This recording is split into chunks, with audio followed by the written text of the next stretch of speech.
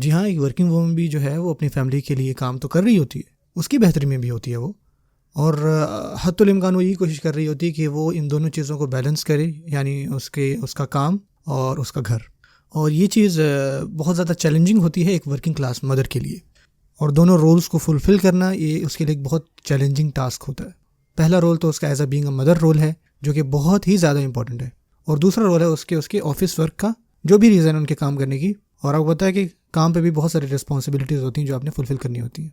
अब इस सिचुएशन में जो भी तरीका आप इस्तेमाल कर सकते हैं अपनी बच्चों की परवरिश का, वो यूज़ करें। आप में से बहुत सारे लोग देखेंगे जो बाहर के मुल्क होते हैं लेकिन उनके बच्चे यहाँ होते हैं, उनसे रोज़ाना मिलना जो है उनके लिए मुमकिन नहीं होता। तो आप उनसे कैसे अपने ताल्लुक बरकरार रखेंगे? क्या आप स्काइप यूज़ कर रहे हैं? क्या आप वो सारी फैसिलिटीज़ यूज़ कर रहे हैं जो कि आज हमें मुयस्सर हैं, ताकि हम एटलीस्ट अपनी पूरी कोशिश करें कि हमारे बच्चों की परवरिश में कोई भी कमी ना रहे? और ये सवाल आपको खुद से पूछना है एज बीइंग अ मदर। और बस बात ये भी होता है कि आपने कुछ लोग रखे होते हैं जो आपके बच्चों का ख्याल रख रहे होते हैं घर पर, लेकिन जब भी आप वापस आएँ तो क्या आप उस वक्त को कंपनसेट करते हैं, अपने बच्चों के साथ ज़्यादा टाइम लगाते हैं? आपने इस चीज़ की तसल्ली करनी है कि आपका उनके साथ लिंक बना रहे। आपने इस चीज़ की भी तसल्ली रखनी है कि आपका जो मदरली रोल है, माँ का रोल है, उसको पूरा करना है।